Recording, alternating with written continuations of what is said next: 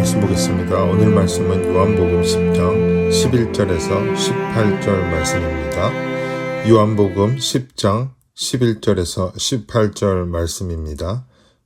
봉독하겠습니다.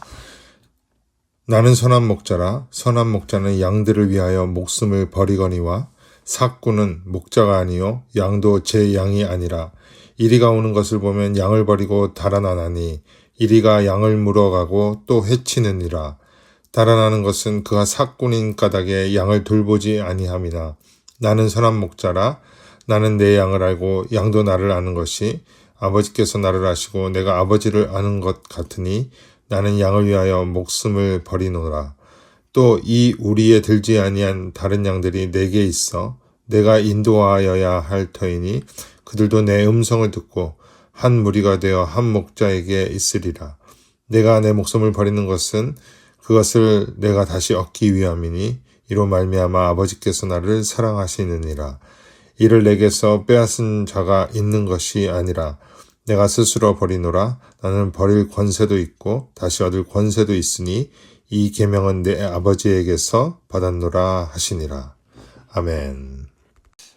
지난주에 이어서 오늘도 절도와 강도에 대해서 조금 더 말씀을 드리도록 하겠습니다. 특별히 말세는 이들의 어떠한 모습으로 활동하게 되는지 함께 나누도록 하겠습니다. 오늘 본문으로 요한복음 10장 18절까지 읽었는데 이어서 제가 19절에서 21절까지 읽어드리도록 하겠습니다. 이 말씀으로 말미암아 유대인 중에 다시 분쟁이 일어나니 그 중에 많은 사람이 말하되 그가 귀신 들려 미쳤거늘 어찌하여 그 말을 듣느냐 하며 어떤 사람은 말하되 이 말은 귀신 들린 자의 말이 아니라 귀신이 맹인의 눈을 뜨게 할 수 있느냐 하더라. 예수님이 표적을 일으켰죠. 그리고 그 표적에 대한 자세한 설명을 하고 있었음에도 불구하고 수많은 유대인들, 그들은 그 의미와 진리를 보지 못하였습니다.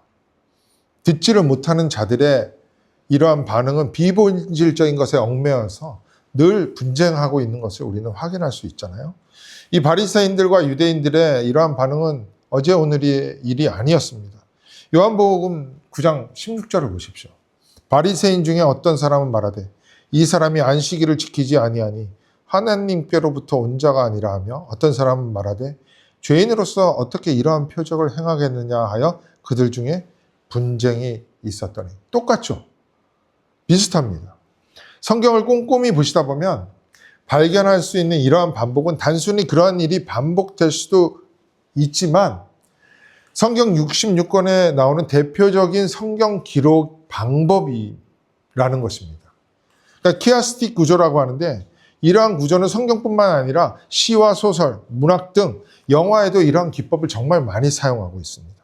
똑같거나 비슷한 단어, 구절, 심지어 장일 수도 있는데 그것을 양쪽의 기둥으로 세우고 저자가 강조하거나 설명하고 싶은 내용을 그 사이에 배열하는 것을 말합니다. 이걸 키아스틱 구조라고 하는데 그렇게 기억해도 좋지만 샌드위치 구조라고 생각하면 조금 더 이해하기가 편할 것 같습니다. 그러니까 샌드위치는 정말 종류가 많잖아요. 햄 치즈 샌드위치, 에그 샌드위치, 아보카도 치즈 샌드위치, 치킨 샌드위치 등등. 이렇게 샌드위치의 이름을 결정하는 것은 빵 사이에 있는 내용물들입니다. 그렇죠? 샌드위치의 중간에 있는 내용물들이 샌드위치의 이름을 결정하는 것처럼 키아스틱 구조도 양쪽에 어떤 기둥을 세우고 설명하기 원하는 중요한 내용물들이 그 사이에 위치한다는 거예요. 그러니까 예수님께서 날 때부터 맹인된 자를 고치는 표적을 보고서 유대인들이 반응을 했는데 그 조금 전에 읽어드렸던 반응이 분쟁이었잖아요. 그리고 변함없이 예수를 그리스도로 보지 못하고 그 말씀을 듣지를 못하고 믿지도 못했습니다. 그 이유에 대해서 설명하는 것이 요한복음 9장 16절과 요한복음 10장 19절에서 21절 사이에 위치하고 있는 거예요. 우리가 다 살펴본 내용이죠. 예수를 참 메시아로 믿지 못하는 가장 중요한 이유는 지난주에 살펴본 양의 우리의 비유, 참 목자, 선한 목자 비유에 다 녹아 있다고 보면 되는 거예요. 양들은 자기 목자의 음성을 자동적으로 안다고 했죠. 이것이 양들의 습성입니다. 심지어 양들은 타인의 음성을 모릅니다. 모른다기보다는 낯설어하죠. 분별을 하는 거예요. 그래서 목자가 아닌 자들이 와서 자기들을 인도하려고 하면 그들을 피합니다. 도망하는 거예요. 요한복음 10장 5절을 한번 다시 보세요. 타인의 음성은 알지 못하는 거로 타인을 따르지 아니하고 도리어 도망한다고 합니다. 이것이 양들의 영적 본능이에요. 그러나 선한 목자, 참 목자에게 속한 양들을 취하고자 하는 이들은 목자의 음성만을 따라가기에 음성이 아닌 다른 방법을 취합니다. 그들이 누구냐면 도둑입니다. 도둑질하는 거예요. 강도질하는 것입니다. 그 목적은 죽이고 멸망시키려는 것뿐입니다. 말하자면 선한 목자에게서 벗어나게 하는 것. 그것은 영원한 사망이고 영원한 멸망이잖아요. 사망과 멸망을 위해 인류의 역사와 구속사 가운데 집요하게 활동했던 절도와 강도들, 거짓 선지자, 거짓 교사를 지난주 구약의 여러 구절을 찾아보면서 읽어드렸습니다. 오늘도 변함없이 활동을 하고 있고 예수님이 이 땅에 재림하실 때까지 꾸준히 활동하면서 할 수만 있다면 선한 목자에게 속한 양들까지 늑탈하려고 한다는 거예요. 우리가 살아가는 이 시대는 이러한 것에 더욱더 노출되어 있다고 봅니다. 여러분들도 잘 알고 있듯이 인터넷과 유튜브를 통해서 절도와 강도들의 활동이 그 어느 때보다 왕성하게 활동하고 있으며 영향을 미치고 있다는 것입니다. 전에 사역하던 교회에서 말도 안 되는 잡설 정도에 지나지 않는 그 유튜브, 성경에 대한 내용을 목사인 저에게까지 보낸 분들이 있었습니다.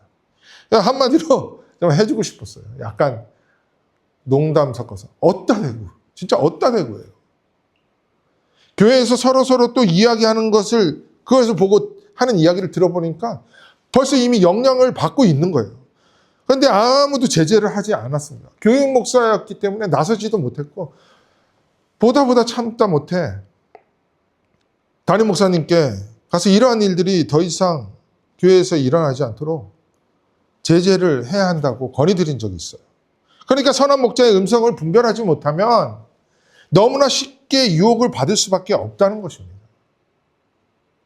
고린도후서 11장 13절에서 15절 말씀을 보세요. 그런 사람들은 거짓 사도요, 속이는 일꾼이니 자기를 그리스도의 사도로 가정하는 자들이니라. 예수님께서 보내셨다고 합니다. 엄청난 결과물 일들을 보이면서까지. 이것은 이상한 일이 아니니라 사탄도 자기를 빛의 천사, 광명의 천사로 가장하나니 그러므로 사탄의 일꾼들도 자기를 의의 일꾼으로 가장한 것이 또한 대단한 일이 아니니라. 그러니까 그것을 우리가 분별하지 못한다면, 그 능력이 없다면 유혹당하고 그것이 진리한 줄 알고 따라간다니까요. 그러나 그들의 마지막, 그들은 그 행위대로 된다는 거예요. 하나님에게서 떨어져 나가는 영원한 멸망, 사망을 당한다는 것입니다. 이러한 미혹의 정도는 예수님께서 오실 그날이 가까워지면 가까워질수록 더욱 강해집니다.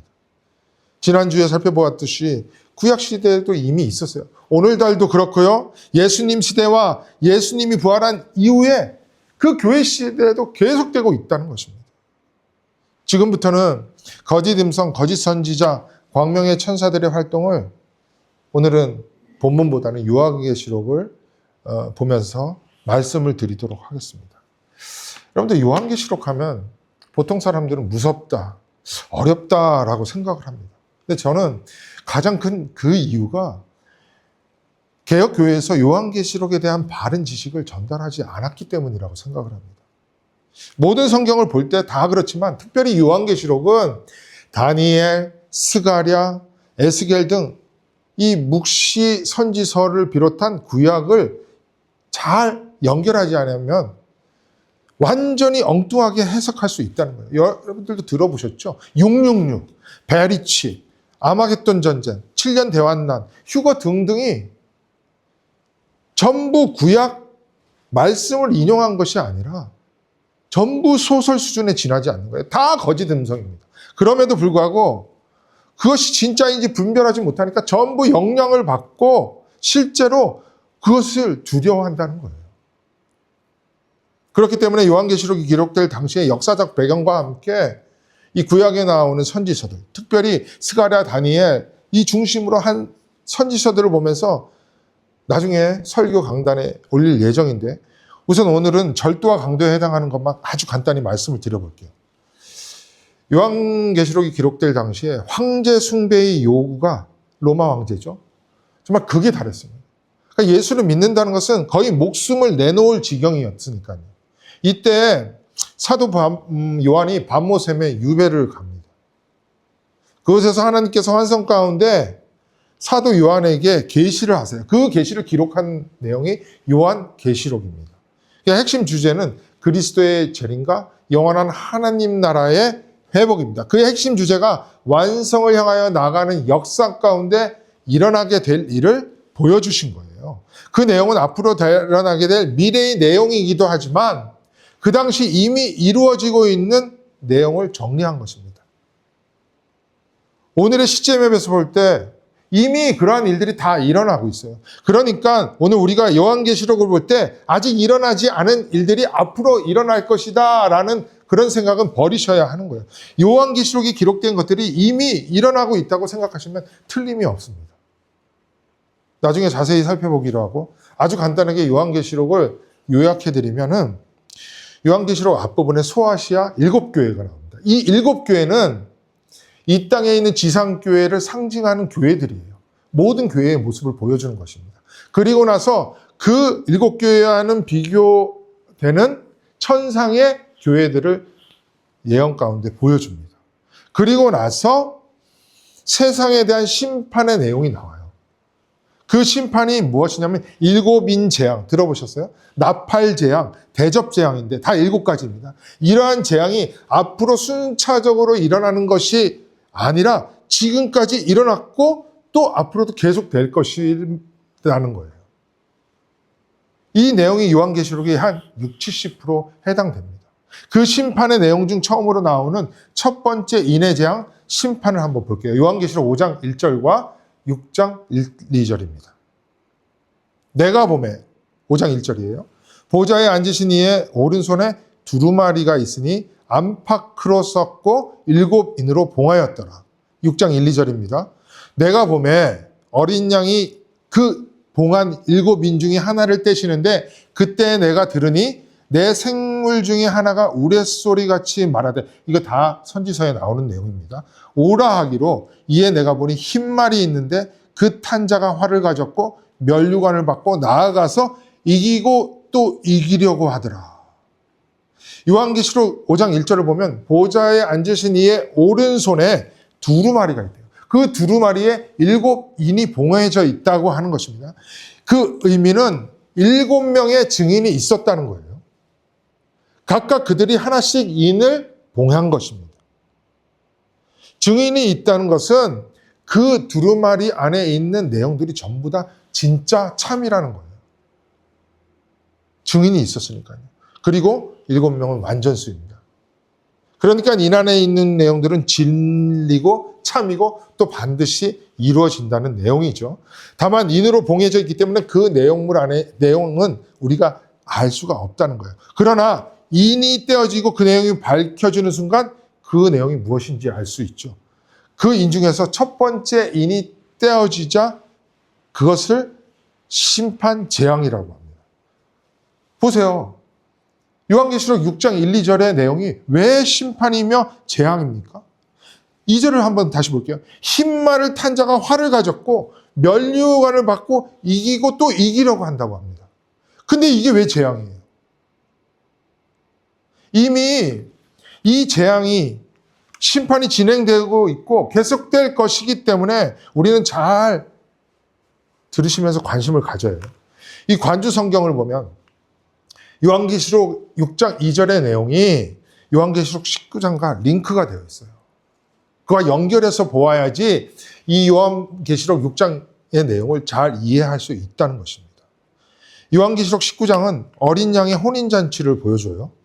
그 중에 나오는 내용 중 11절에서 16절을 한번 보여드리도록 하겠습니다. 한번 보세요.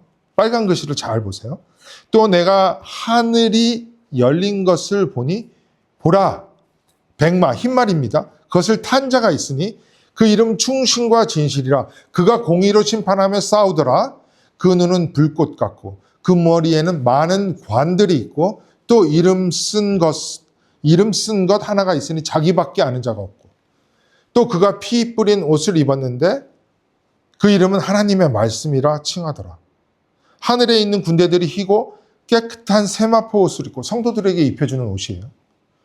그 옷을 입고 백마를 타고 그를 따르더라. 그의 입에서 예리한 검이 나오니 그것을 만국으로 치겠고 친히 그들을 철장으로 다시며. 이 검은 하나님의 말씀입니다. 에베소서 6장에 나오잖아요. 또 친히 하나님 그 전능하신 이의 맹렬한 진노의 포도주틀을 밟겠고 그 옷과 그 다리에 이름을 쓴 것이 있으니 만화영의 왕이요 만주의 주라. 보세요. 여기에 나오는 단어들이 예사롭지가 않아요. 전부 성경에서 예언된 말씀들 가운데 나오는 단어들이고 내용입니다. 에스겔, 이사야, 시편, 잠언 등등 심지어 에베소서까지 다 인용하고 있는 것입니다. 이러한 단어들이 누구의 사역과 인격을 보여주는 거예요? 예수 그리스도예요. 이 말씀을 요한계시록 6장 2절과 비교를 해보겠습니다. 요한계시록 2장 6절을 한번 다시 한번 보세요. 두 군데 모두 흰말이 나오죠. 백마가 나오죠. 또한 요한계시록 19장 15절을 보면 예수님의 입에서 예리한 검이 나온다고 했는데 요한계시록 6장 2절을 보면 무엇을 가지고 있대요? 활을 가지고 있다고 합니다. 검과 활은 분명히 차이가 있어요. 특별히 활에 대한 당시의 사람들이 가지고 있었던 생각, 이미지는 좀 남달랐습니다. 왜냐하면 지금 뉴스마다 나오는 그 이란 지역에서 그 당시 활동하고 있었던 민족이 파르티아라는 민족이 있었는데 그 민족이 기병대가 세계 최강이었다고 합니다. 너무나 무서웠다고 합니다. 정말 위협적인 존재였다고 해요. 한번 보세요. 이게 히스토리 오브 파르티아라는 그런 인터넷에 나오는 내용 그 그림을 제가 따온 건데요. 딱 첫 번째 장면이 이거예요. 활. 이게 상징적인 존재였던 거예요. 특히 기원전 55년과 기원 후 62년에 로마와 로마 식민지에 대해서 이들이 공격을 했는데 그 로마와 로마 식민지가 커다란 패배를 당했다고 합니다. 그래서 활하면은 그들에게 매우 강력하고 공포스러운 무기였다고 해요. 그냥 검은 생각할 수 없을 정도로 활은 두려운 무기였다고 합니다. 그러니까 요한복음 6장과 9장에 나오는 검과 활을 보면서 차이가 있다는 것을 우리는 눈치를 채야 합니다. 이 표지를 받는 당시의 사람들의 머릿속에 있는 검과 활에 대해서 생각을 해야 한다는 거예요. 또한 지난 주중 기도회 설교 때 잠깐 말씀드린 면류관이 여기에도 나와요. 요한계시록 19장 12절에 나오는 많은 관에 해당하는 그 관은 디아데마인데 그게 뭐냐면 왕이 쓰는 왕관을 말합니다. 반면 요한계시록 6장 2절이 면류관이라고 표현되는데 빌립보서 말씀을 드릴 때 나온 이게 스테파노스 어떤 거냐면 마라톤 우승자나 전쟁에서 승리한 자에게 주는 관이에요. 월계관 같은 거. 그냥 다르다는 겁니다. 왕관은 혈통이나 적통에 씌워지는 관이지만 스테파노스라는 관은 성취에서 얻어지는 거잖아요. 차이가 있다는 것입니다. 이게 무슨 말이에요? 이게 무슨 말이에요? 첫 번째 인이 떼어져서 나오는 것을 언뜻 보면 요한계시록 19장에 나오는 예수 그리스도의 모습을 하고 있는데 자세히 보면 예수 그리스도가 아니라는 거예요. 분별력 없이 대충 보면 그가 예수 그리스도인 줄 안다는 것입니다. 그래서 이것을 재앙, 심판이라고 하는 거예요. 이 재앙이 인간들에게 있는 가장 첫 번째 되는 무서운 재앙이고 계속되어지는 겁니다. 예수 그리스도를 흉내내고 참빛이신 예수 그리스도가 보내신 사자가 아닌데 광명의 천사의 모습을 하고 말씀이 아닌 것을 말씀으로 변질시켜서 선포하고 있는데 수많은 이들이 분별력이 없으니까 그것이 예수인 줄 알고 또 믿고 따르는 헛된 신앙, 이것이 첫 번째 인의 재앙의 심판이에요. 이게 얼마나 무서운 재앙입니까? 평생 예수 믿은 줄 알고 봉사하고 정말 열심히 해서 목사, 장로, 권사라는 타이틀까지 따냈는데 헛된 신앙이었기에 재앙 중에 재앙이라고 하는 것이죠. 요한계시록 6장 2절 기억하세요? 맨 마지막에 이기려고 또 이기려고 한대요. 승리하는 것처럼 보였고 진짜 승리하고자 하는 것이죠. 예수 그리스도를 흉내내는 악한 세력, 또 말씀을 가장한 왜곡된 말씀이 이긴 것 같고 또 이기는 모습으로 보인다는 거예요. 가짜들이 판을 친다는 것입니다. 쉽게 말하자면 기복주의, 번영주의, 인간의 번영과 행복과 만족과 영광을 위한 기독교 안에 있는 예수를 흉내내는 것들이 판을 치는 재앙을 말하는 거예요. 이기는 것처럼 보인다는 거예요. 그들의 세력이 워낙 커서 진짜 승리자인 듯하고 그렇게 보입니다. 내가 예수를 다른 사람보다 잘 믿었고 열심히 봉사했더니 11조 했더니 사업이 잘 되고 세상에서 잘 나가고 자녀들에게 축복을 해줘서 잘 먹고 잘 살고 병이 낫는다는 거예요. 제 말은 예수 잘 믿지 말라, 봉사하지 말라, 11조 내지 말라는 말씀이 아닌 것을 알 거예요. 해야 합니다. 그런데 내가 내어놓는 이러한 것들이 하나님을 감동시켜서 내가 오늘 이 땅에서 축복을 받는 어떤 근거나 원인이 되어서 말한다는 거예요. 그것은 기독교의 믿음과 교리와 사상이 아닙니다. 전부 샤머니즘, 이교도에서 온 거예요. 죄와 허물로 인해 영원한 사망에 처할 소망 없는 인생을 붙들어서 영원한 생명을 가지게 한 것이 성경에서 말하는 복, 축복, 그 본질이에요. 김세영 교수가 말했죠. 이것이 신적 생명력이다. 참된 축복이다. 이 신적 생명력, 영생, 복, 그것을 주셨으니 그 은혜에 감격하여 비록 이 세상에서 예수를 붙들며 사는 것이 비록 힘겹고 어려울지라도 그렇게 살 수밖에 없는 것이 믿음 생활 아닙니까? 어떻게 헌신장 내팽개치듯이 그 진리를 그렇게 내팽개치고 바라보지도 못하는 거예요. 무엇을 위해서 그렇게 살아가는지 모르겠습니다. 예수를 믿는데 어떻게 썬데이 크리스찬이 있을 수 있습니까? 그런 말이 있을 수가 있나요? 예수가 머리 되시는 교회가 세워지도록 어떻게 봉사를 안 할 수 있습니까? 그래서 봉사하는 거잖아요. 그러한 것들이 원인이 되어서 내가 이 땅 위에서 편히 살 수 있는 세상적인 그런 복을 받겠다고 하면 그게 인본주의라는 거예요. 전부 이방 종교에 있는 사상과 믿음을 가지고 교회에 출입을 하고 있는 것입니다. 그리스도인까지 흉내를 내고 있는 거예요. 왜곡되어진 말씀을 성경이라고 생각을 하는 것입니다. 그래서 이것이 첫 번째 인의 재앙인 거예요. 우리는 이러한 재앙 가운데 이미 살아가고 있습니다. 인본주의, 즉 자기에 몰입하는 정도가 더욱더 강해지고 있잖아요. 포스트 모더니즘. 그러한 것을 발맞추어 첫 번째 인의 재앙이 더욱 심화될 거라고요. 그래서 인간적인 만족이 없는 교회에 사람들이 점점 떠나가는 거예요. 그리고 자기를 만족시키는 메시지가 있는 곳에 사람이 차고 넘칩니다. 진리와는 상관이 없어요. 수많은 믿는 자들을 미혹하는 첫 번째 인의 재앙이 바로 요한복음 10장의 절도와 강도라는 것입니다. 거짓 선지자, 거짓 선생에 의한 재앙이며 또 심판이라는 거예요. 신명기 13장 1절에서 3절 말씀을 보세요. 너희 중에 선지자나 꿈꾸는 자가 일어나서 이적과 기사를 내게 보이고 그가 내게 말한 그 이적과 기사가 이루어지고 성령이 임하지 않고 어떻게 그런 일이 있을 수 있냐고 반문합니다. 말씀이 없는 교회가 어떻게 그렇게 사람이 많이 모일 수 있냐고 해요. 한두 명은 속일 수 있어도 10,000명, 20,000명은 속일 수 없다는 겁니다. 제가 목사한테 들은 거예요. 그런데 그게 진짜 부흥일까요?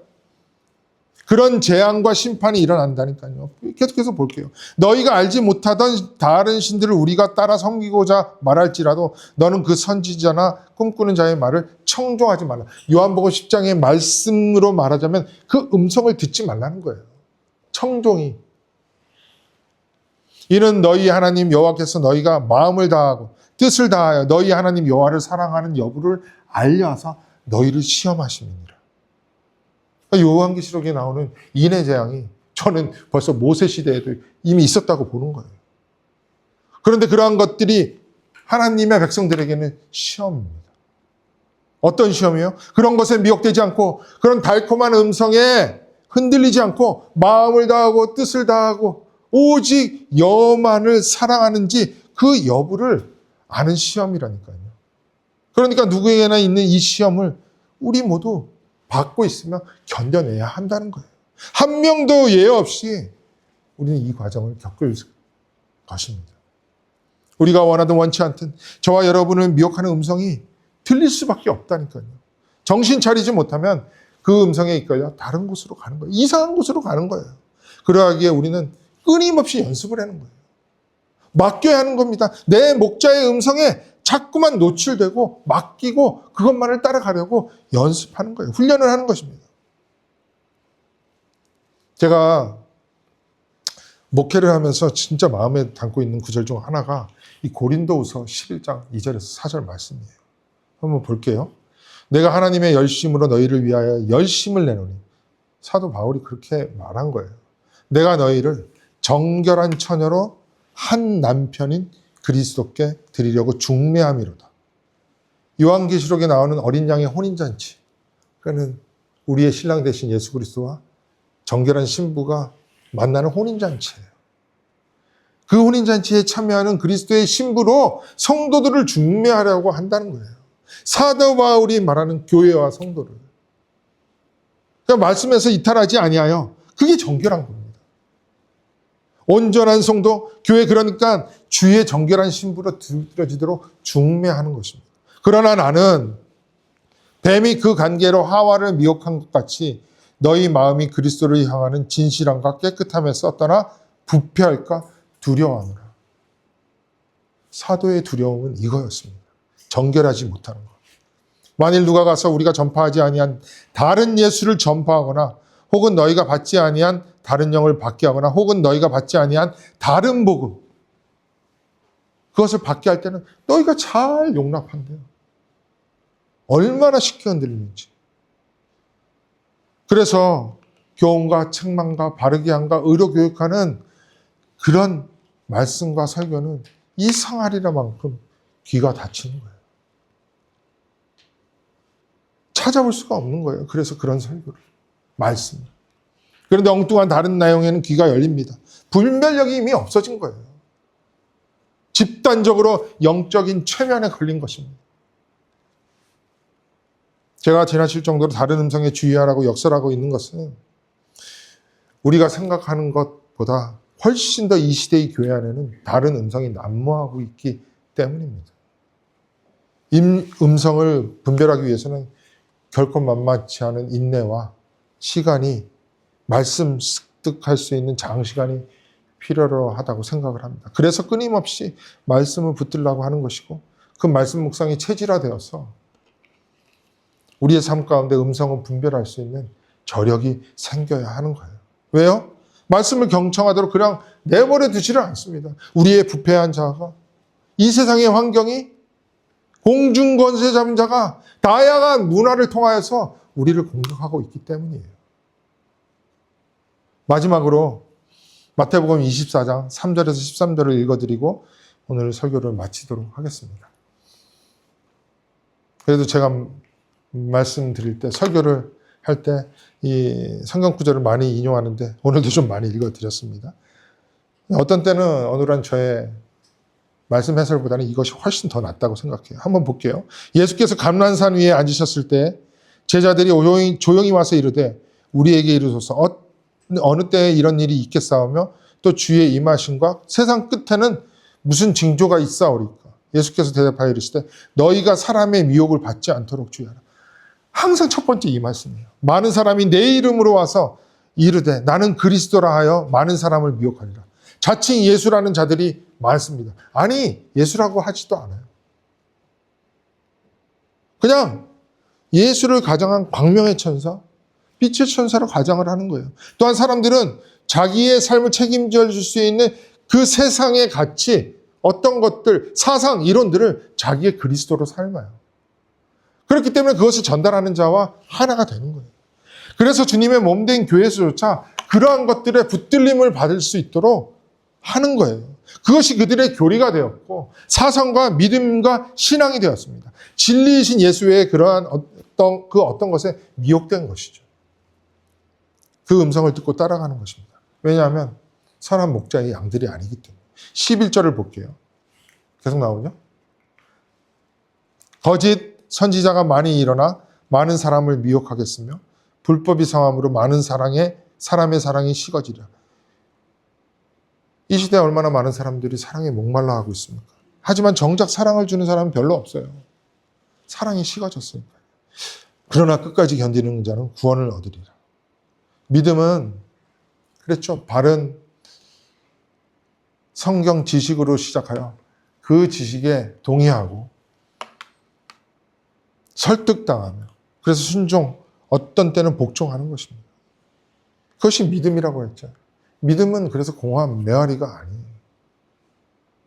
외침이 아닙니다. 예수 그리스도에 대한 참된 지식이 없다 보니까 삶까지를 가지 못하는 거예요. 말하자면 분별력이 없다 보니까 자기가 신앙하여 믿는 것에 따라 살아가는 거예요. 자기 인생을 자기가 책임져야 하니까 주위를 바라보지 못하는 거예요. 사랑이 식은 것입니다. 자기 중심적일 수밖에 없으니까.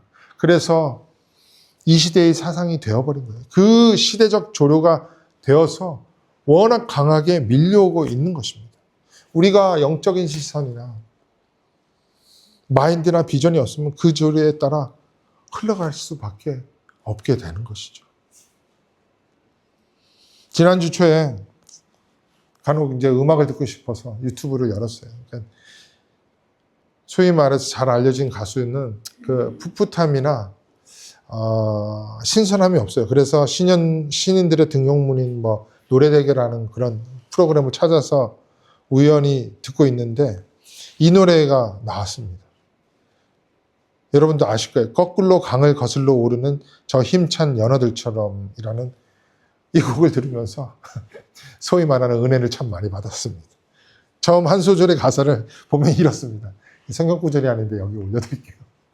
흐르는 강물을 거꾸로 거슬러 오르는 연어들의 도무지 알 수 없는 그들만의 신비한 이유처럼 그 언제서부터인가 걸어 오는 이 길 앞으로 얼마나 더 많이 가야만 하는지. 이 뒤에 가사 내용도 참 좋아요. 세상 어떤 가요는 이 웬만한 CCM 그 노래보다 훨씬 더 깊은 복음이 담겨져 있더라고요. 이 가사의 내용이 예수를 믿는 자들의 삶과 현실이라고 생각을 했어요.